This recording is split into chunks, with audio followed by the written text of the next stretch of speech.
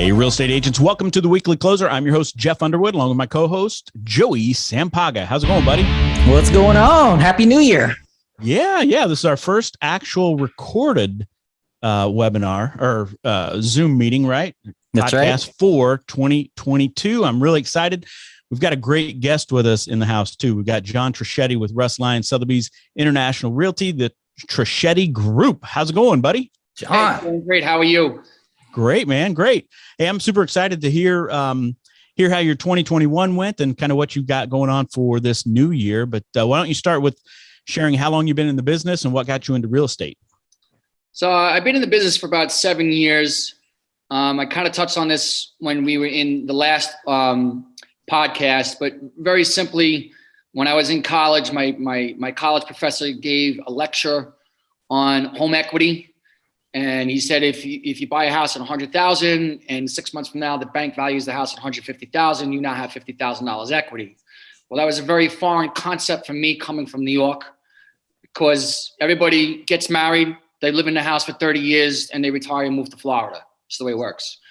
So I said, wait a minute. I raised my hand and I said, you mean to tell me if I buy a house today and I go 6 months from now, the bank says it's worth $150,000, I got 50,000 K? And he said, that's exactly what I'm saying. That weekend I went out and I bought a house. And ever since then, I've been dabbling in real estate, and then it just kind of morphed into a career. No, that's awesome. How long ago was that? Oh God, this was back in the 90s. You know, I did that back in the 90s, and then I was in the restaurant business for quite a while. And then I just decided I was accumulating properties on my own. I've always loved real estate. And I just said to myself, I would like to get out there and just get my license. And then, like I said, it just morphed into becoming an agent / broker. Oh, that's great. That's great. And Sherry Griffin got you on here, I think, from Security Title, right? Oh yeah, Sherry's the best. If you're looking for a title rep, that's the one you wanna use. She knows me. I'm very impatient. I like things now. Actually, yesterday, and I'm a stickler about phone calls. I like phone calls or a text message. I'm not an email guy. And Sherry gets on the phone and she makes sure that she gets the job done. I'm very, very grateful and very blessed to have her as part of one of my vendors. Yeah, she's amazing. She's awesome. She is. So why don't you give us a recap of your 2021, kind of how it all shook out? So for a little bit of a recap, I came over to Russ Lyon Sotheby's in 2019, April of 2019, and I wanted to shift my business into the luxury market. And that was a difficult proposition. It's not easy because it's controlled by a certain select few agents that have a lot of money to spend, and it's difficult to compete against that. But it was a desire that I had, and I figured I'd take the risk. And if I stayed true blue, I knew that the good Lord would bless me. But there was a lot of struggles. There's no doubt about it. So I went to Sotheby's in 2019. 2019 was a pretty bad year, but I grinded, and then 2020 was supposed to be a spectacular year, but COVID hit and then everything fell out. So there were a lot of sleepless nights, a lot of struggles. But then all of a sudden, I would say towards the end of 2020, things really started to boom. And, things started to turn around. And then in 2021, I did more business in 2021 than my 6 years combined prior to that. Wow. So, it's an amazing thing. And, I get a little religious when I get on here, and I don't mean to do that, but, in Malachi 3:10 in the Bible, the God says to test me in all of these things. And I did. And I said, your word says this, now you have to produce. And he did. And he produced more, greater than my wildest imaginations. And I'm humbled. I'm grateful. And I just hope that I can continue to keep maintaining this and moving in that direction. So very blessed. Very blessed. I really am. Oh, that's great, man. That's great. So in 2021, did you set out with a certain type of plan to really kind of grow your brand and all that? No, I didn't. I'll tell you what happened. It was I was going to all these classes, and it's probably something that new agents don't want to hear or shouldn't hear. I was going to all these classes, and I was going to these different meetings, and and I was trying to learn the vernacular. And one day I was laying in bed, and I just said to myself, I said, you know what? I just got to be true and genuine to me. And if I'm true and genuine, people will recognize that and want to do business with me. And that was kind of like what started everything. And then, I had a prior client that reached out to me. She texted me. Well, actually, say the husband did. And they said, Happy Thanksgiving to me, which was in 2020. And they started sending me listings. And I said, hold on. I said, are you interested in possibly purchasing a house? And in the luxury market, people will never tell you what they want. You got to connect the dots. So, they said only if it's compelling enough, because you know how much we love this house. Well, translation is find me the house and I'll buy it. So I went to work. I found them a house. And then that's kind of what kicked everything off. It just winded up being like $1 million property after $1 million property after $1 million property. And, I have a system that I use. And in my system that I use, typically when I list a house, it will sell for the highest price per square foot and usually in the least amount of time. So everybody's happy. But you gotta follow the system and you gotta follow the plan. And that's truthfully, that comes down to the seller. Is the seller willing to listen to you and take your advice? A lot of times they're not, because real estate is actually counterintuitive. Mm-hmm.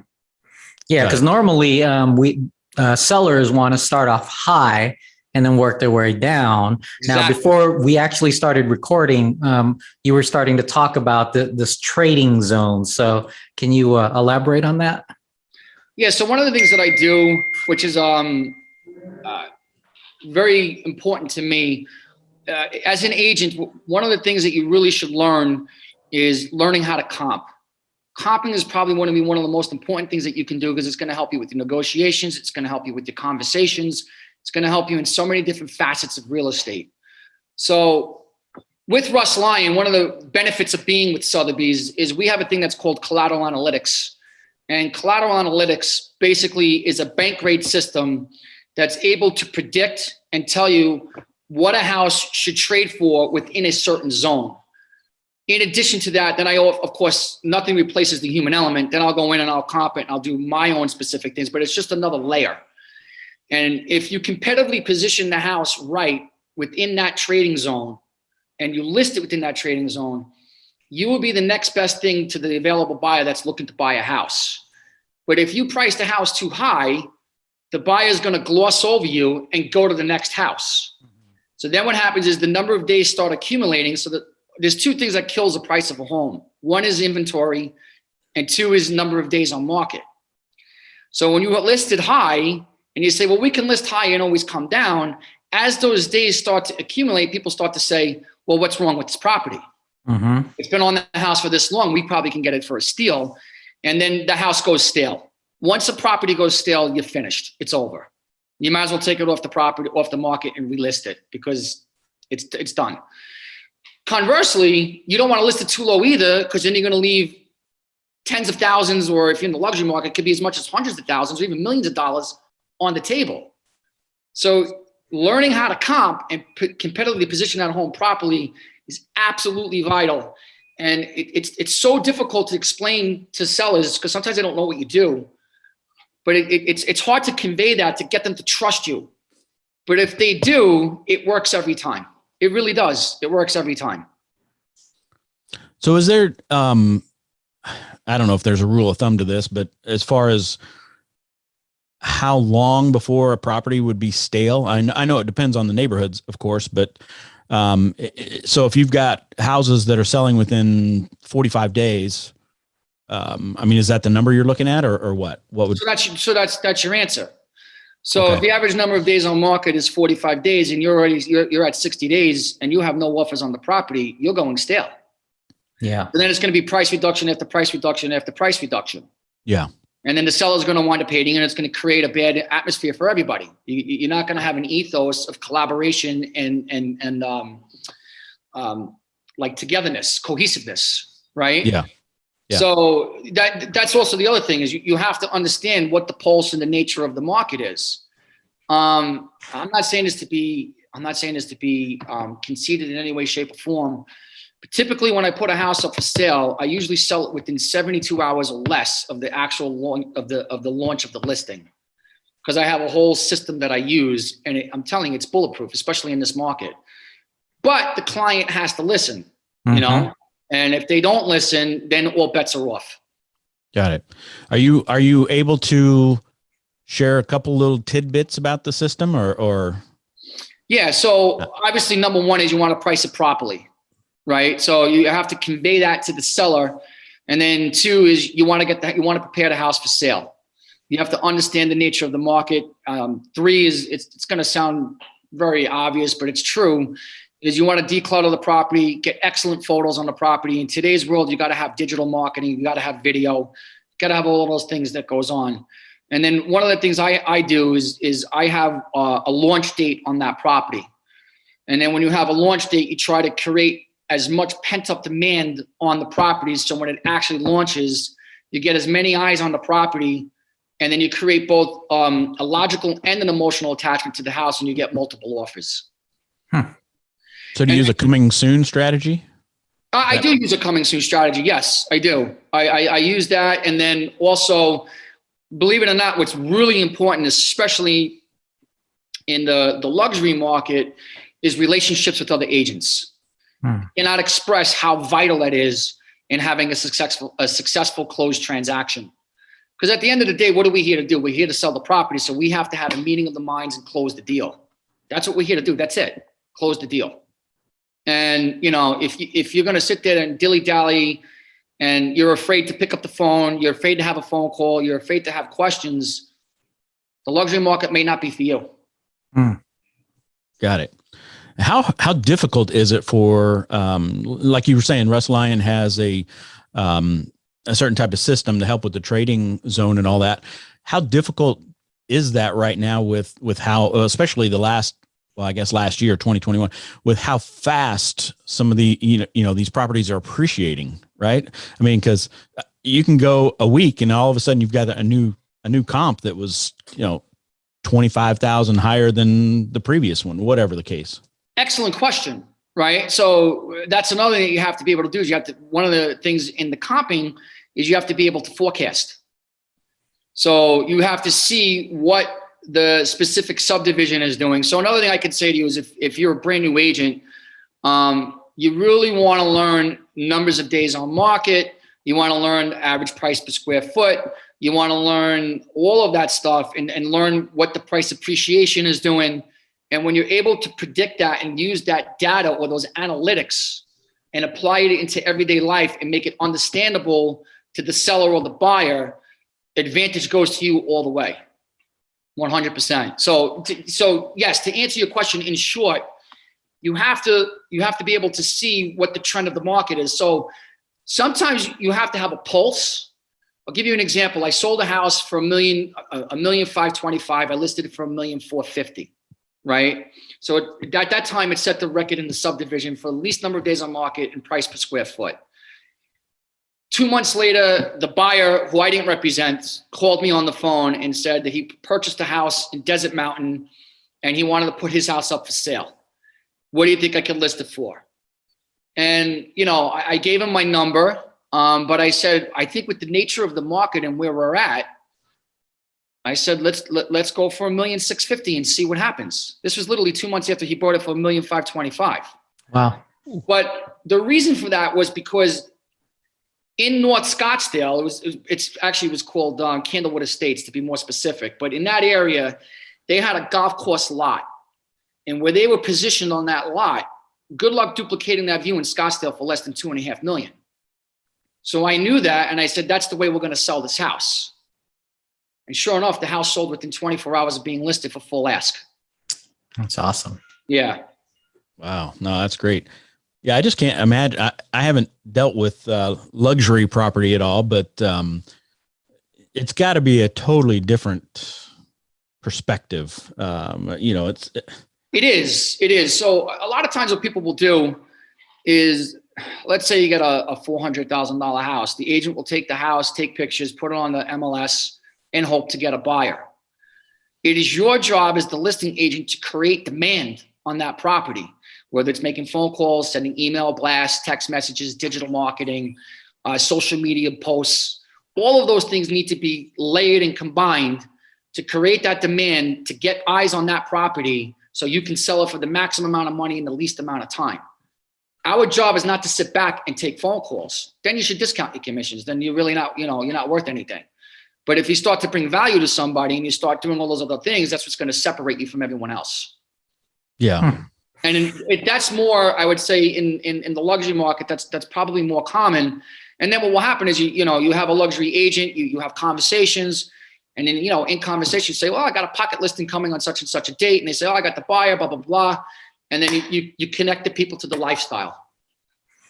Whereas I would say in the lower end market, it's not necessarily done like that. It's pretty much it's MLS and email. Yeah. So John, I was going to ask, I don't know if you deal just with luxury, but if you were to deal with a price point that's lower than luxury, would you treat it the same? 100%. Every house that I take a listing on, or even a buyer for that matter, gets white glove service.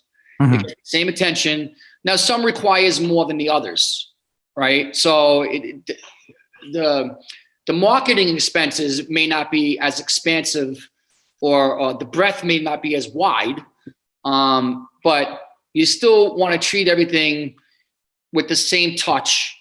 And that's the other thing is you always want to keep your clients informed and in the loop. Get ahead of everything. Have those conversations. Get on the phone. I can't express this enough. The phone is the fastest conduit to the market. You got to make those calls. You have to. Right. Yeah.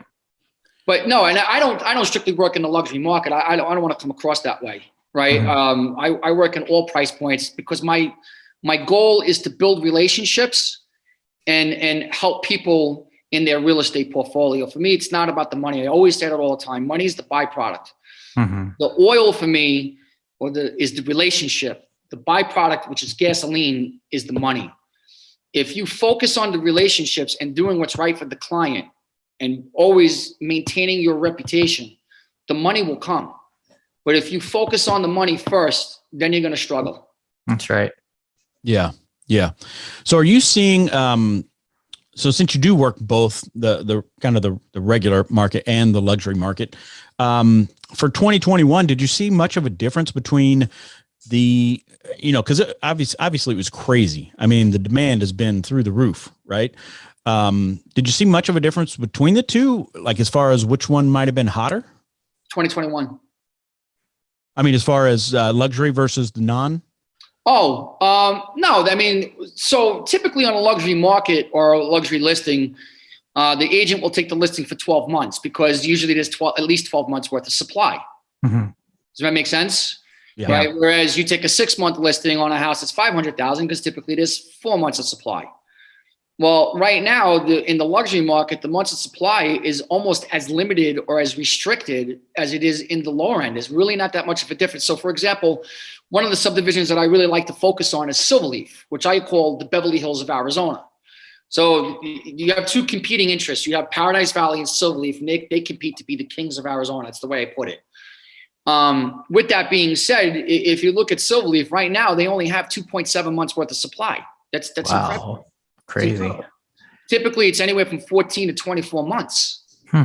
So to answer your statement, demand is constant. It's not necessarily that demand is high. It's just that the inventory is so restricted, which is creating, upward pressure on the pricing of properties. And above ask offers and all the other stuff that you see that's going on out there. Yeah, got it. That makes a lot of sense. So where do you see things going for 2022? Do you think we're going to still see as crazy market as we saw 2021 going into this year? Not necessarily as crazy. I think we're going to start to see a little bit of an increase in inventory, and I've already seen that a little bit. With that, though, we're also seeing an increase in number of transactions. So it's still restricting the supply, which is still creating upward pressure on pricing. And another thing is pricing is always the lag indicator. So pricing usually takes about 6 months to catch up to what the actual market is doing. Does that make sense? Yeah. So right now, the way I see it, I don't see any correction for at least another 12 months. If we do see a correction, we may see a flattening or a slowing probably on the midterm elections, but that's typical.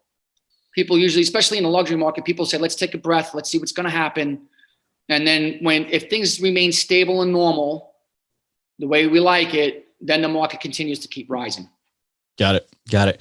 And we heard all last year, I mean, a lot of people from California moving around the country and all that, especially coming into Arizona. Are you still seeing that? Are you seeing as many people moving in, or Yes. are you working with a lot of people relocating? Yes. So a lot of the buyers are still coming from California. But believe it or not, you're getting a lot of people from Utah and the state of Washington too, coupled with Illinois. So those are probably like the lag. But California is definitely, California is probably the number one state that's moving to Arizona. What I can tell you too is another system that I have that I use is I'm able to see where the action is coming from. So if I take a listing in a certain subdivision, I'm able to see who's buying those houses, meaning where they come. Are they coming from California? Are they coming from Paradise Valley? Are they coming from Scottsdale? What's number 1, 2, 3, and 4? And then when you start to see that, you start to shape and laser point your marketing strategy towards those people, as opposed to trying to carpet bomb and to get everybody. You want to be laser focused. You want to be more specific. Got it. Are you doing some certain type of marketing over in California then, or at this point? No, well, I have. Being with Sotheby's is another advantage of being with Sotheby's. It's not a plug for Sotheby's, but being with Sotheby's is that we do have an international presence. And when you have certain listings, those listings will be presented to people all over the world. And then, like you said, with Sotheby's and the system that I have, I'm able to see where they're coming from specifically in California. And then I can target market those people, if that makes sense. Yeah, absolutely. No, that's a great plan. Yeah. So can you share where you see a lot of the people coming from in California? San Diego area, LA, No. San Fran? San Francisco. LA and San Francisco. Yeah. Yeah. Or I'd say, depending on what price point you're in, but believe it or not, I mean, Santa Barbara is probably one of the most beautiful places on earth, but you're seeing a lot of people coming from Santa Barbara, higher end Orange County, places like that. I don't want to say anything bad about California, but there's a lot of stuff that's going on in California, which obviously is causing people to move here. Yeah. Californians are fed up. Yeah. They are. They're fed up. Very political is what's going on there. It's very political, and it's not business friendly. Mm-hmm. In fact, what I heard from a client of mine was California is trying to propose, if you live in California for 6 months and a day, and you move, they want to be able to tax you for the next 5 years of your life. That's crazy. So let's say, for example, you move to Florida where there's no state income tax. They're still going to tax you at the California rate, which is 16.5%. Or that's crazy. Yeah. Wow. I don't know if they're going to be able to pass that. It's probably unconstitutional. Yeah. But that's kind of the stuff that's going on in California. People are like, I'm getting out. Yeah. I'm getting out. Well, and monetarily, it's not hurting them that bad to sell that multi-million-dollar property. No, it's over not. in California, move this way, right? But what's going on is the reason why they're proposing that is because what's happening. People that have money are leaving California and they're getting a shortfall in their reserve account. So you got to find a way to make up the gap. Yeah. Yeah, that's horrible. So in my opinion, why don't you be a little bit more business friendly? That's right. And allow people to thrive and be entrepreneurial. And maybe you should allow people to, the most important thing in real estate, honestly, is the safety of the neighborhood. Start with that. Yes. Start the safety of the general public. Got it. All right. So a lot of people still moving in. Let's see. So what are you projecting for yourself for 2021? I mean, 2022. Are you feel like you're going to be on pace with 2021, or? It's going to be difficult to duplicate 2021. I have to be honest with you. So for me, my biggest challenge has been growing a team. It's very difficult to get people not to focus on a commission split and more focused on learning the business. Number one. And it's also very difficult to get people to work. People, they don't want to work. So that's been my challenge. But my goal or my objective has always been to grow the team. But you don't want to grow a team unless you have certain trigger points. Because what happens is when you start to grow the team, it's going to retract from your business because you're going to be helping other people out. Does that make sense? Yeah. Yeah. So you have to make sure that you get to a point where you're so busy that you're forced to hire out. Don't expand out too soon, because then what will happen is it will wind up making you retract and lose business. And I had to learn that the hard way. Yeah. So that's been my challenge. But as far as 2021 is concerned, yes, there's a possibility I can have a much better year than 2021. 2021, thank the good Lord again, I made it into the top 1% of all the agents in Arizona. So I'm part of the top. Congratulations, man. That's awesome. It was awesome. I'm really happy, pleased with that. And I'm not supposed to say this, but in the 85255 zip code, I was number 25. Wow. So, and that's including teams and everyone. At least that's what I was told. So wow, that's great.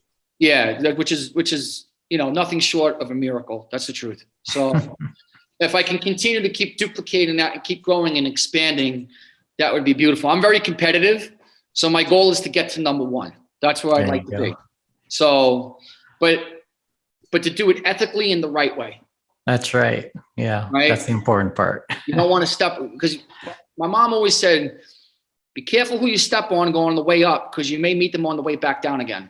That's great. Well, with man. you being a godly man, you have a higher power to answer to also. Oh, 100%. Absolutely. So that's what I'm saying. You got to conduct yourself in a manner that's ethical and genuine and true. And the other thing I could say to you is always put the needs and the wants of the client first. Mm-hmm. Always.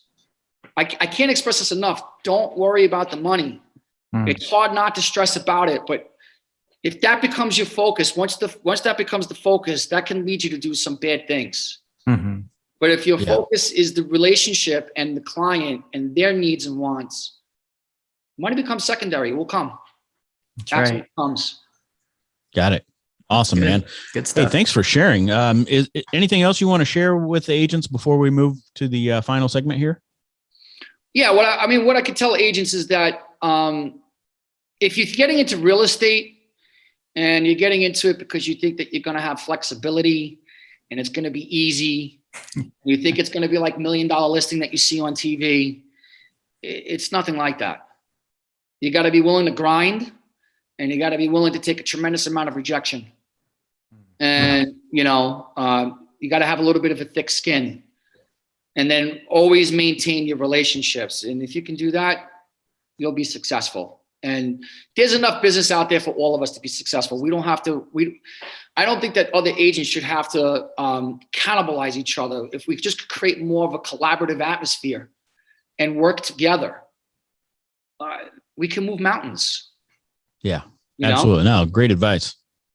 Yeah. Great advice. So I'd say that's about it. And then I would also say that, if you have some experience, I think for me, going to Russ Lyon Sotheby's is probably one of the best moves I ever made. It really was. I'm very, it was just a huge blessing for me. Yeah. Because I'll give you another tidbit really quick before we go. One of the things that I did was I wanted to get in the luxury market. So I looked at who controlled the listings in certain zip codes. So my particular zip code that I like to work a lot is 85255. So in that zip code, it's basically Silverleaf and Russ Lyon. So I said, well, if I can get on with them and sit an open house, that's a multi-million-dollar asset. It automatically catapults me into that market. Yeah. And that was the strategy. And that's why I kept grinding and grinding and grinding and grinding. And then it eventually definitely paid some dividends. Yeah, absolutely. Absolutely. So for agents that are watching or listening that are interested in reaching out to you, I know that you're talking about potentially growing a team and looking for the right people, but is there a way that somebody would be able to reach out to you? Yeah, I mean, you can call me, you can text. I call or text. I hate email. Don't email me. I get 5,000 emails a day. I don't see them, and it's just a very passive aggressive way of communicating, right? I'm obviously a high D. I'm high action, high energy. So I want a phone call. Definitely do that. And what I would advise, whether you work with me or not, that's fine. But when you go out there, Just be careful because there's a lot of teams that's going to burn you out. And have somebody be honest with you, you know. And then I'll give you an example. I was somebody that I knew wanted to come work with me, and she just was so focused on the commission splits that I basically said, we're not a good match. I'm sorry, but the offer's off the table. And I had someone else call me, and her attitude was, I don't care. I just want to learn. And I said, you're the right candidate because the money will come. You know, so if you take that kind of an attitude, everybody wants to make money. Don't get me wrong. We're not a 501(c)(3) company, right? I got into this business to make money. Simple. I didn't get in this business because I love houses and I just love to look at architecture. No, I got in this business to make money and close deals. That's it. And that's my job. And you as a real estate agent, that's your job. Okay. But that's not the focus. But when I first got into the business, I wanted to learn the business so I could make the money. If you want to make the money and then learn the business as you go, you're always going to be playing catch up. Got it. No, that's great advice. So what's the phone number in case somebody does want to reach out to you? Good question. Cell phone is 602-502-5213. Or the office phone number is 480-585-7070. Awesome, man. Thanks so much for sharing. Yeah, my pleasure. So it's nice to see you guys. Again, Merry Christmas, Happy New Year to you, and many blessings to you and your family. All right. We're going to hit you with a couple of rapid fire questions here real quick before we head out, but gotta give a big shout out to our sponsors, Security Title Agency and Fidelity National Home Warranty. They always do a great job. So give them a try. Are you ready to get in the ring? All right. Yeah, I'm ready. Let's go. Let's do it. All right. Real quick one here. Apple or Android? Oh, Apple. All right. I think that's been what, 95%? Yeah, about that. Probably. Yes. You know why? Because of the apps. Yeah. I agree with you. Joey's the one that wouldn't agree with you. I wouldn't agree with you, but hey, Joey, are you more techie?